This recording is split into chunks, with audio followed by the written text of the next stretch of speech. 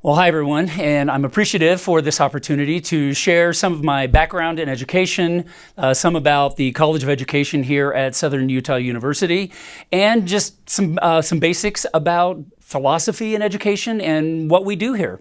But first, a little bit about me. I've taken kind of an unusual path to education. Before I got into this profession, I was a contractor. I did insulation, just all manner of construction. It was kind of a family business that I got pulled into, maybe even roped into. I never really enjoyed it all that much, but it was just what my family did. And so until I was about 30 years old, that's what I did. It was construction in Las Vegas, real estate, custom home building. It was a good career, but yet it was very difficult. I mean, a lot of people love construction. I just wasn't one of those people. And it wasn't until this time I was around 30 years old, and I had this very complicated, difficult conversation with a customer who had hired us to build her house. Beautiful custom home. And we had this very difficult conversation about her microwave. And I really remember it like it was yesterday. I remember standing in the kitchen. The house is almost done. They would be moving in within the month. And she just didn't like her microwave. And so she began asking me about switching the microwave out for a different microwave. And the problem with this conversation at the time was that they had hired us to build this house, and it was a complicated contract. Every little detail was listed, including the microwave. And so that's what I was thinking, like, well, we put in the microwave that you had previously requested, so sure, we can get you a price on replacing the microwave with something else, whatever you want. So we'll get you some prices, tell us what you like, etc. And she responded, well, I don't think that's fair. I just think that a house like this should have this other microwave that she had in mind. And I remember during that conversation kind of having this, very strange out-of-body experience in that my life cannot surround, let me rephrase that. My life cannot revolve around microwaves. I mean, it was just outrageous that we were having this lengthy and even heated conversation about a microwave. And again, I was about to turn 30, and I just saw the rest of my life mapping out, and that microwaves and appliances and all of these conversations were going to be what my life was all about. And it just hit me. I'm like, I can't do this. I just can't do this anymore. So over the course of the next few months, I mean, it really took quite a while of, just really deep soul searching, like, what do I care about? What do I want to do? I want my work, I want my existence to matter. So what is it that I really want to do with the time that I have? And it just came to me, just like teaching kids, the world. That was the only thing that really seemed to matter to me in a way. Like, when I'm no longer here, the work that I've done will still remain, and that it will still persist in a way that's affecting, hopefully positively, the world and my students.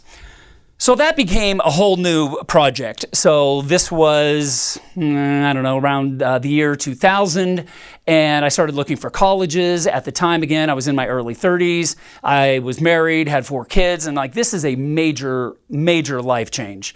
I did not understand at the time just how difficult that it was going to be, but it turned out to be a very difficult transition. But even now, even in hindsight, it's been a lot of years now. That's almost 20 years ago now. I don't regret it. I still don't regret it. It was absolutely the right choice to make. So I came here to SUU and majored in English education and minored in Spanish education, because thinking back to my own school days, the only class that I was ever really any good in was English. So that was the thing that I was going to do. I needed to pursue English because that's what that subject most resonated with me. So anyway, jump forward, I graduated and then became a middle school teacher in Las Vegas, Nevada, and then came back to Southern Utah to teach in middle school. Taught here in Cedar City for quite a while as a language arts and Spanish teacher. Later, at the inspiration of 2 students in particular who did not speak English as a first language, I realized just how important and how necessary it was that I learn the skills to be able to teach students in my class who did not speak English. And Utah Trends then, as now, non-native English speakers, the trend is rising. We will have even more students in coming years than we even have had in the past. And so learning how to teach a student who does not speak your language was absolutely critical. That was a pivotal moment in my career, absolutely pivotal. I didn't realize just how significant that was going to be. I just wanted to ensure that I was able to teach all the students in my class as best as I possibly could, and that was a tremendous weak spot on my behalf. I didn't know what to do. So I got a master's degree in ESL, and then after that, the school district that I was working for asked that I then start teaching the ESL grad level classes in coordination with Southern Utah University. And I did that for a few years with our district and with SUU. And during that time, I was also working with the state of Utah, in curriculum and assessment. And so that kind of opened up a whole new world, and then new teaching standards came out. And so I kind of became something of a consultant to the College of Education here at SUU, bringing my ESL coordination work with the school district, new teacher induction coaching that I was doing, some of the assessment work that I was doing. Long story short, it brought me to a position here at Southern Utah University as an assistant professor of education. I just had a student today just ask me how I came to find this position. Basically she said, like, how did you get here? My answer was, I never planned it. I never planned it. I just fell in love with teaching. I still believe in how important teaching is, and with our students. And again, this is now a long time that I've been doing this, and I still believe in it just as much as I ever did. Teaching, to me, my opinion, is still the single greatest profession that we have. I don't know of any other profession that gets to work so directly with so many kids as teachers do. It's just, I've worked and had the opportunity to be involved in the lives of thousands of kids by now. And now at the university level, there is a separation between me and the classroom and the students in the classroom. But nonetheless, I still have that ability to affect my students, who then will affect thousands and thousands of students. So back to my original dream of being able to impact the world, I still see that this is the thing. This is the one. This is the profession. So for the College of Utah, we teach a number of things, and my courses relate to basic pedagogy, which is just basic strategies and methods of teaching on how to teach kids, basic methods, and all of that is connected to Utah core standards, because we're in the state of Utah, and Utah effective teaching standards, and that the Utah effective teaching standards shows what good quality teaching looks like. So I like to illustrate this because I think in diagrams, and hopefully this will help make it make sense for you as well. We have two equal parts in teacher education, and there's actually a third part, but I'm going to get to that here in just a moment. But imagine, if you will, two equal-sized circles. On one side, we have the Utah Effective Teaching Standards, which are called the UETS. And then on the other side, we have the Utah Core, which everyone just calls the Core.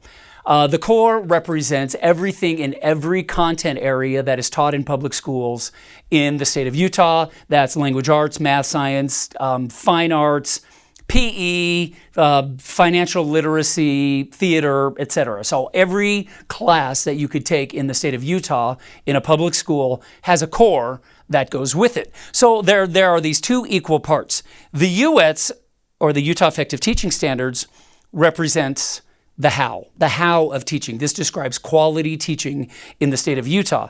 The core, on the other hand, represents the what. These are the things that we are required to teach. And I often get this question a lot. Teachers will say, well, is the core like a recommendation? Like these are the things we should think about or maybe try to bring into our class? And my response is always, no, it's not that at all. It is exactly what you are required to teach.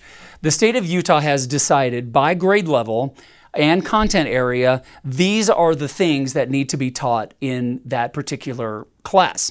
Now, where the fun of teaching is, sometimes we don't get a lot of flexibility in the what. The core is kind of given to us. These are the things that we are expected to teach for our content area. But the how, on the other hand, the how is more of the fun, because we get to make a lot of choices on how we deliver the material, deliver the instruction, deliver the knowledge, give opportunities to improve skills to our students. So we get to use our expertise and we get to use our creativity to make those how decisions.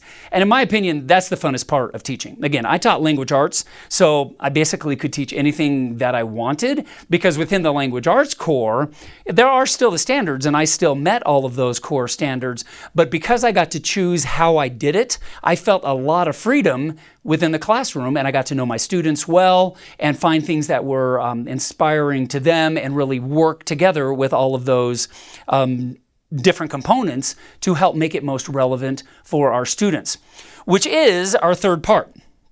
And that's the thing that I want you to understand is the philosophy of education. A lot of teachers don't necessarily get to how important that philosophy, their own personal philosophy of education is. They kind of see this is the how, these are the ways that we teach, and this is the what, that's the core. But sometimes they miss that opportunity to connect individually with students. And in my opinion, that's the most important part. And so let me design this a little bit for you. So I already said that there are those two primary parts. We have the how and the what. So I'm going to redesign this image. And so we still have the how, and we still have the what. But the third and possibly most important component is the who. And in that part, it's the student. The student is why we do what we do. Again, I was a secondary ed teacher. I have a love for language arts and reading and writing. I mean, those are my personal passions, but that's not enough for a teacher. And teachers need to understand that their personal love and their passion really does affect the classroom, and it does affect the instruction, but it's not enough. The teacher's love of the content area is not enough to help the students personalize it, to appropriate it, to build it into their own lives. We as teachers need to find a way to combine these three things, the how of the teaching standards, the what of the core standards, with the unique and individual personalities, styles, interests of our students. And my favorite philosopher, and it's weird to say it that way, but my favorite philosopher is Lev Vygotsky. And the reason that Lev Vygotsky is my favorite philosopher is because he had a way of combining all of this in a way that I think makes perfect sense. I mean, sometimes I even call it duh philosophy. It's just, of course, how else could you do it? And so in that regard, I'm going to design a third model. So Lev Vygotsky's philosophy of education, imagine this Venn diagram. On one side of the Venn, we have what's called the ZCD, and that's the zone of current development. The zone of current development, everybody has one, and it's dependent on your own life, your own education, your own background. Everywhere that you've been has accumulated to create your level of ability and knowledge of the world, where you are currently developed. So thinking in terms of students, our students all have their own ZCD based on their age, their previous educational experience, their backgrounds, etc. We try not to teach in the zone of current development because it's the stuff that they already know. There's no reason for us to teach them things that they already know. Like, for example, think of when you learned how to spell or write your own name. When you were very small, learning the lettering, learning the spelling, etc. I mean, that was a fairly challenging task for a small kid. But now, probably at your current age, that's no longer difficult for you. It's easy. Like, you don't even think about it anymore. I mean, it just doesn't, it even happens without your brain seeming that it's even involved. That's an example of something that's in your zone of current development. On the other side of the circle, we have this area that is the area that can't be done yet. Oops. This area that can't be done yet. So that just says can't yet. And we all have this. Similar to the zone of current development, this is the zone where even with help, these things are way beyond your ability. Think about it in terms of your own experience in school. Think about how you were in maybe 5th or 6th grade. If someone were to try to teach you rocket science at 10 years old, probably, if you're like most kids, probably that's way over your head. No matter how good the teaching, you can't launch a rocket. You just can't really grasp the science behind launching a rocket. And I bring that up intentionally. My brother-in-law happens to be a rocket scientist at SpaceX for Elon Musk, and I've asked him to try to explain to me what he does, kind of sitting around the family table like, oh, yeah, how was work today? And he knows who I am, and he tries to bring it down so that I can understand what he's talking about. But the reality is, like, I don't understand it. It's beyond my comprehension. It exceeds my education. It exceeds my skill. So even with help today, I can't do what he does. This is all within that realm of can't yet. So as teachers, we need to be aware of the can't yet so that we don't teach in that area. It's beyond them. We can't go over their heads. We need to be careful that we stick in the area which is right in the middle, which is the ZPD. Let me just add that in there.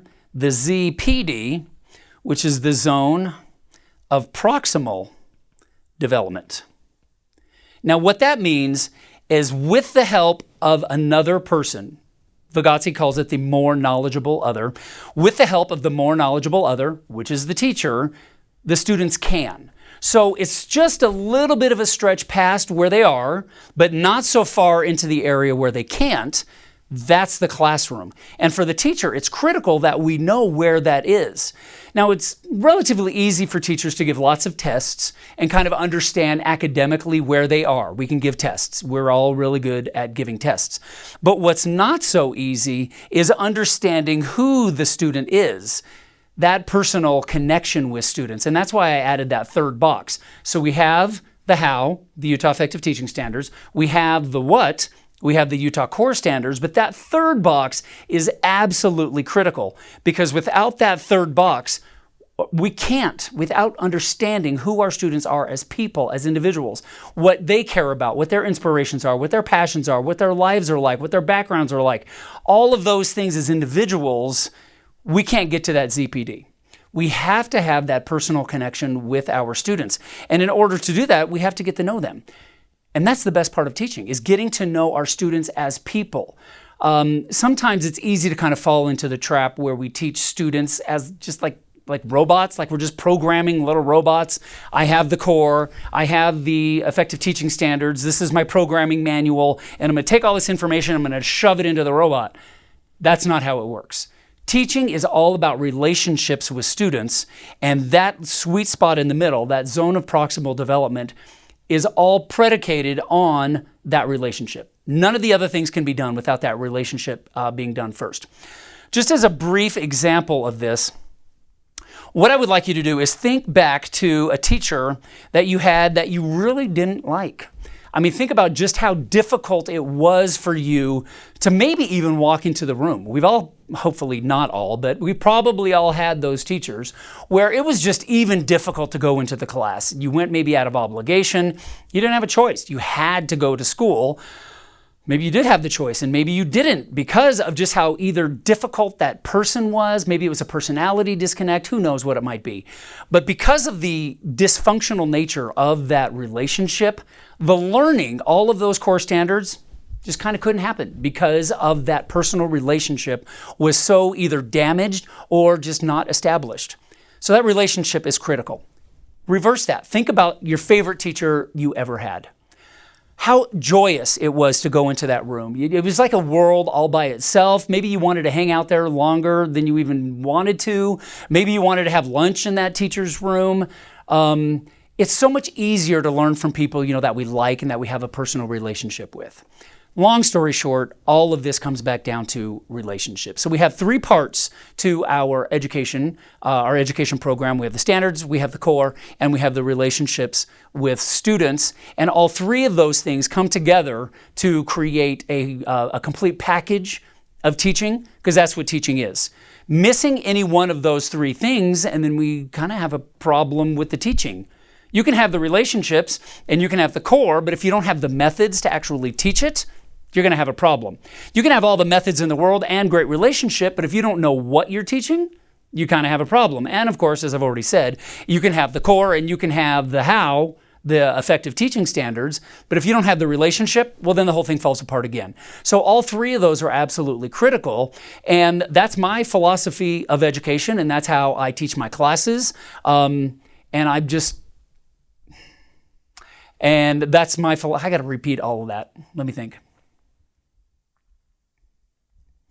So that's how I teach my classes, is we have those three components. That's how I believe that education should work. That's how I present all of my classes. And so now I ask you, if you're thinking about going into education, what's your philosophy of education? How would you do this?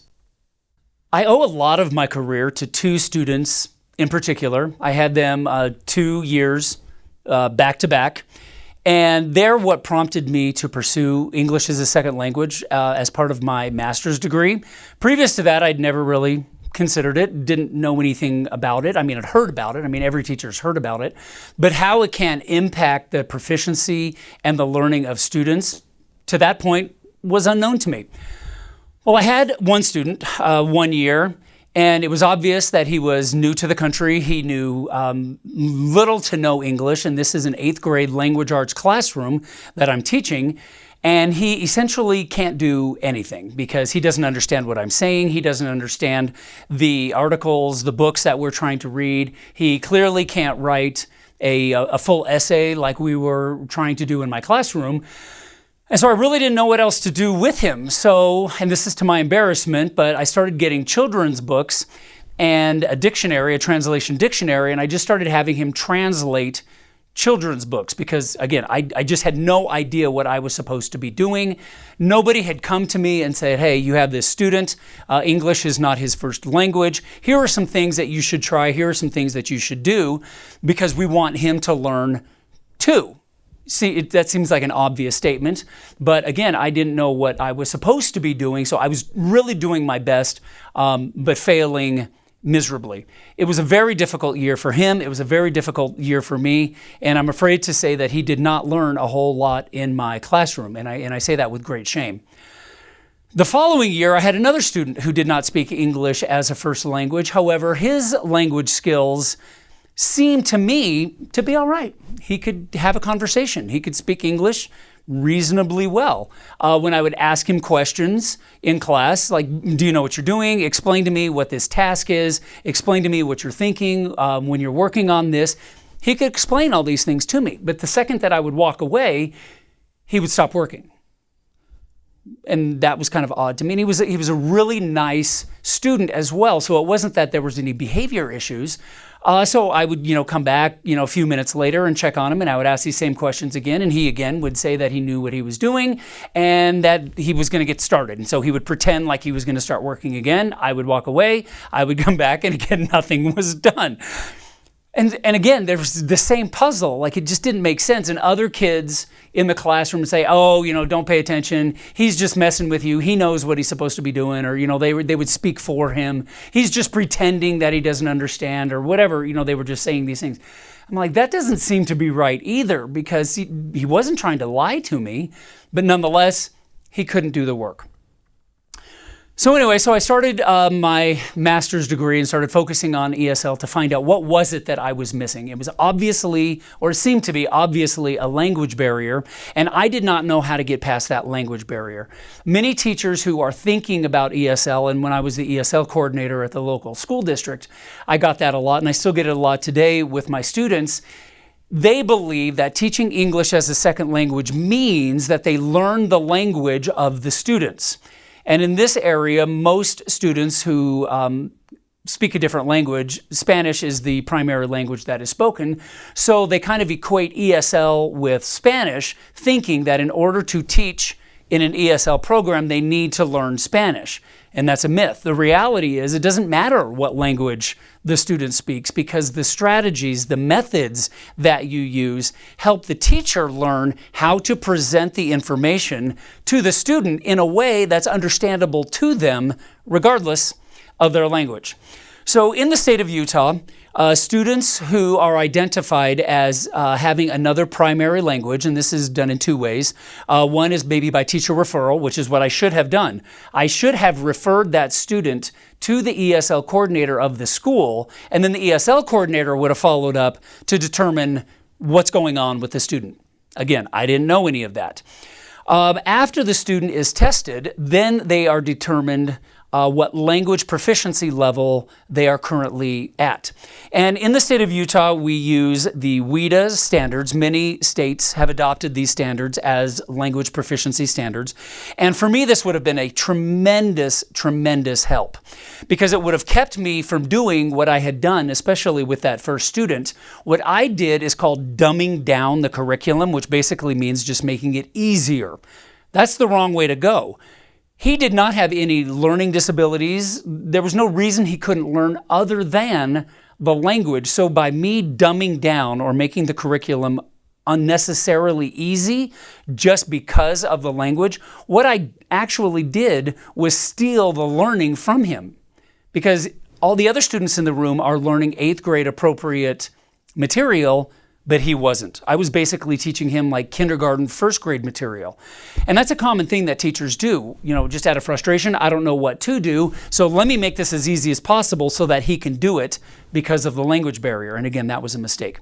So in the WIDA language proficiency standards, and WIDA stands for World Class Instructional Design and Assessment, and it's a guide for teachers to understand what they can expect from students at a given proficiency level. There are 6 levels according to WIDA. In the local schools, we only look at levels 1 through 5, because in a classroom, level 5 is effectively fluent in the language. 6 is native proficiency, and that's unusual for a student to meet native language proficiency within a classroom. So in normal classrooms, we only use levels 1 through 5, and they're called, level 1 is called entering, level 5 is called bridging, and basically just what they mean is entering, like it sounds, brand new, very little to no English. Level 5 is essentially fluent status,